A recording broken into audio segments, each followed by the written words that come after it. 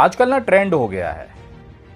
हर आदमी को देखो जो राजनीति में अपने आप को चमकाना चाहता है, अपनी कुछ विरासत बनाना चाहता है, उसके पास समाज सेवा, जनता के हित की बात, जन कल्याण कार्यों को छोड़कर केवल एक काम रह गया है। मोहम्मद पैगंबर साहब को गाली दो और अपनी राजनीति चमकाओ। तो बात होगी मोहम्मद पैगंबर साहब में कि हर अपने आप को बब्बर शेर समझने वाला चरणों में नतमस्तक है। ट्यूट करता हूँ इस भारत के मुसलमान भाइयों को, इस्लाम को। कितनी 1400 साल पहले आया एक धर्म जिसको मिटाने के लिए बहुत बार कोशिश किया गया, लेकिन आज भी उनके लोगों का ईमान और मोहम्मद पैगंबर की जो शान है वो बरकरार है।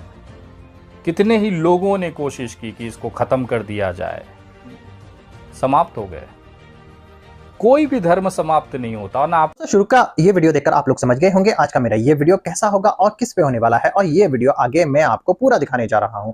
दोस्तों, विनय दुबे सर को तो आप सब अच्छे से जानते होंगे, वो किस तरह से मुसलमानों के लिए हक की आवाज उठाते हैं और उनके लिए काम करते हैं। आज उन्हीं का एक वीडियो सोशल मीडिया पर वायरल हो रहा है, क्योंकि दोस्तों मोहम्मद साहब का जो नाम सोशल मीडिया पर लिखा जा रहा है, उसी को लेकर उन्होंने सोशल मीडिया पर यह बताया है कि कुछ लोगों को इस नाम से परेशानी हो रही है और कुछ मुसलमानों को गिरफ्तार भी कर लिया गया है। और इसी के बारे में आज उन्होंने सच्चाई बताई है कि किन लोगों को इस नाम से तकलीफ हो रही है।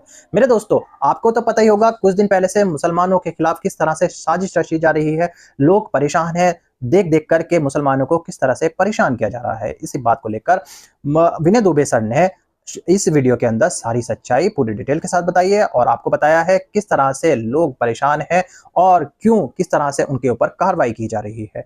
दोस्तों, मैं आपको ये वीडियो पूरा दिखाने जा रहा हूं, मगर दोस्तों ये वीडियो दिखाने से पहले मेरी आपसे गुजारिश है, आज का मेरा ये वीडियो पूरा एंड तक जरूर देखना। आजकल ना ट्रेंड हो गया है। हर आदमी को देखो जो राजनीति में अपने आप को चमकाना चाहता है, अपनी कुछ विरासत बनाना चाहता है, उसके पास समाज सेवा, जनता के हित की बात, जन कल्याण कार्यों को छोड़कर केवल एक काम रह गया है। मोहम्मद पैगंबर साहब को गाली दो और अपनी राजनीति चमकाओ। पिछले कुछ महीनों में ऐसे राजनीतिक दल के लोग उभर कर सामने आए हैं जिन्होंने ये हरकतें खुलेआम सार्वजनिक तौर पर की है। मुझे समझ में नहीं आता, मेरा सनातन धर्म इतना मजबूत है, ब्रह्मांड जब से नहीं बना तब से ये सनातन धर्म है। 33 कोटि 33 प्रकार के हमारे भगवान हैं। इतनी समृद्ध, इतनी विशाल सनातनी सभ्यता होने के बावजूद भी इन सनातनियों को मोहम्मद पैगंबर साहब का चरण ही क्यों दिखता है? कुछ तो बात होगी मोहम्मद पैगंबर साहब में कि हर अपने आप को बब्बर शेर समझने वाला चरणों में नतमस्तक है। अपने आप को भाजपा का प्रखर प्रवक्ता कहने वाला, मिलियन लाखों लोगों के दिलों पे राज करने वाला मोहम्मद पैगंबर के चरणों में पड़ा। मैं तो सैल्यूट करता हूं इस भारत के मुसलमान भाइयों को, इस्लाम को।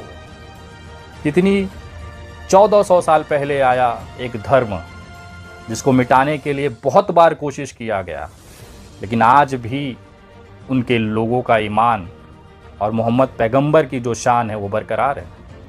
कितने ही लोगों ने कोशिश की कि इसको ख़त्म कर दिया जाए, समाप्त हो गए।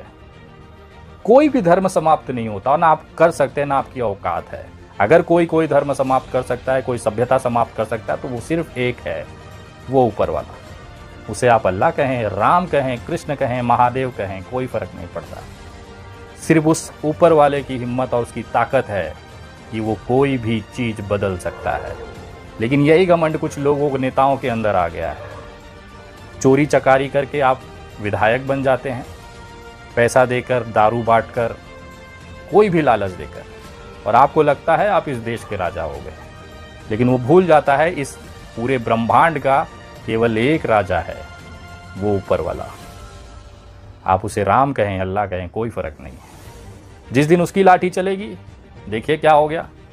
जिस औरत ने इस्लाम को लेकर गंदी टिप्पणी की थी टीवी चैनल पर बैठकर, ऊपर वाले की लाठी इतनी कस के लगी कि आज वो दर दर की ठोकरें खा रही है। उसकी इतनी फटी पड़ी है कि उसे नींद नहीं आ रही है। अदालतों में प्रार्थना पत्र दिए जा रही हैं, सार्वजनिक तौर पर माफ़ी मांगी, लेकिन ऊपर वाला जब मारता है तो उसकी चोट बड़ी तौड़ी होती है। जिस अपने मालिकों को खुश करने के लिए उसने ये गंदा काम किया, उस औरत ने, उसी पार्टी ने इसको लात मार के बाहर निकाला। जनता के लिए काम करिए ना, कहाँ ये सब में फंस रहे हैं। आप उस ऊपर वाले को चैलेंज करेंगे, उसको जिसने ये पूरा ब्रह्मांड बनाया, उसको आप समाप्त करने की बात करेंगे। अबे बावली बूझ, तेरे जैसे कितने आटू झाटू आए और चले गए। न कभी इस्लाम समाप्त होगा, न कभी सनातन मिटेगा। तुम लोग जितना भी है, दोनों तरफ की बात कर रहा हूँ, हिंदू मुस्लिम में दोनों तरफ ऐसी प्रजातियाँ हैं, ऐसे लोग हैं जिनको ये भ्रम है कि वो ये धर्म समाप्त कर लेंगे।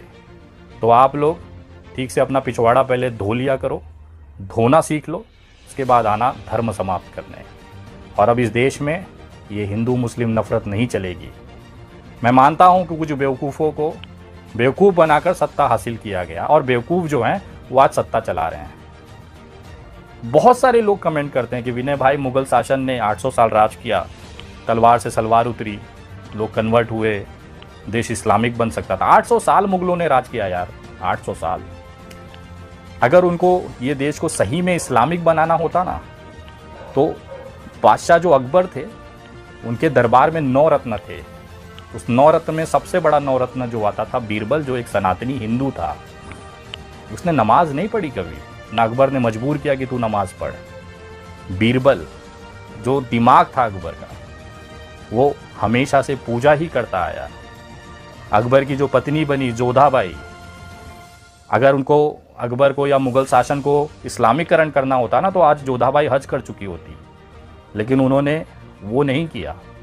उसी महल में श्री कृष्ण की पूजा करने के लिए अलग से जगह बनाई गई जोधाबाई के लिए। जोधाबाई पूजा करती और आरती जब लेके अकबर के पास जाती तो अकबर उसको आरती अपने माथे लगाता। ये हमारा भारत का गौरवान्वित इतिहास है।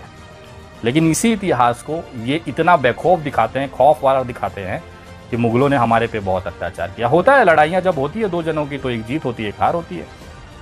बहुत सारी जगहों पे मुगलों को हमने हराया, सनातनियों ने हराया, उसका गर्व है हमें। लेकिन सनातनी भी बहुत सारे युद्ध हारे, इसको भी आपको मानना पड़ेगा। वो नहीं बदल सकते आप। युद्ध होगा तो जीत हार होगी, हत्याएं होंगी, लाशें गिरेंगी ही। ये नियम रहा है, आज नहीं हो रहा है क्या? यूक्रेन में देख लीजिए, रशिया यूक्रेन, लोग नहीं मर रहे हैं क्या? युद्ध में हिंसा और जान ही जाती है, इसके अलावा कुछ युद्ध में हासिल नहीं होता है। आज भी मैं उन्हीं तमाम लोगों के दिमागों से ये भ्रम निकालना चाहता हूँ जो आपको ठुसाया जा रहा है भारतीय जनता पार्टी के आईटी सेल द्वारा कि मुगलों ने ये किया वो किया। मैंने तो सिर्फ 2 उदाहरण आपको दिए, प्रचंड उदाहरण पड़े हैं इस देश के। आप भारत का गौरवशाली इतिहास नहीं मिटा सकते, आप चाहे कितनों व्हाट्सएप यूनिवर्सिटी करा दो। ऊपर वाले की जब लाठी चलेगी ना, तो ये यूनिवर्सिटी भी बंद होगी और उसके चलाने वाले लोग भी अपने औकात में आएंगे, और उनका भी हिसाब एक दिन ये देश के संविधान करेगा। इंतज़ार करिए। और उन लोगों से कहना चाहता हूँ कि आप चाहे अपना कितना भी पिछवाड़ा रगड़ लीजिए, चाहे इस्लाम को कितना भी गाली दे दीजिए, इस देश के संविधान को मानने वाला कोई भी सनातनी हिंदू आपके साथ खड़ा नहीं होगा। कल जब मैं आ रहा था तो एक दक्षिणी मुखी हनुमान मंदिर के महंत ने मुझे मिठाई खिलाई। बोला, विनय, तुम्हारी मेहनत जो लोगों को जगा रहे हो ना, वो आज सफल होती दिख रही है। एक मुंह से हगने वाला सुअर हैदराबाद का गिरफ्तार हुआ। ये शब्द थे महंत के मुंह से। मैं बोला, यार आप तो पूजा पाठ वाले, आपको क्या लेना देना राजनीति और विधानसभा सरकारों से? बोले, मैं तुम्हारी वीडियो हमेशा देखता हूँ, लोगों को जगाते हो, लोगों को वास्तविकता दिखाते हो। भले लोग गालियाँ देते हैं भारतीय जनता पार्टी के लोग, फिर भी बिना डरे तुम डटे पड़े, और उसी का नतीजा है कि आज लोग जागरूक हो रहे हैं, सवाल पूछ रहे हैं सरकारों से। और एक दिन आएगा, हमने देखा अंग्रेज जब भाग सकते हैं बंदूक और खादी की लड़ाई में, तो ये सब तो अटर गटर चुटपुटियाँ हैं। इनके बाप दादा ना अंग्रेज़ों की तरफ खड़ा हुआ करते थे, उनके लिए हिंदुस्तानी जो थे वो देशद्रोही थे। यही सेम सिनारियो इस समय है। इस समय अंग्रेज़ भारतीय जनता पार्टी में है, और जो उनके खिलाफ बोल रहा है भारतीय जो है असली, वो इनको देशद्रोही दिखाई देता है। तो विचलित मत होइए मेरे दोस्तों, हर सूर्योदय का सूर्यास्त होता है। इनका सूर्योदय हुआ 2014 में, 2019 में एकदम बीच में तपे थे, और 2024 या उसके आसपास ये सूर्यास्त हो जाएंगे। इतिहास भी इनका नाम लेने से पहले अपने आप को शर्मिंदा महसूस करेगा। ऐसे तो इनके कृत्य हैं। आगे बढ़ते रहिए, और इस्लाम और सनातन को मानने वाले तमाम लोगों से कहना चाहता हूँ, हमारा धर्म कभी भी किसी दूसरे धर्म को अपमान करना नहीं सिखाता। सनातनी असली हिंदू वही है जो दूसरे धर्मों का सम्मान करे।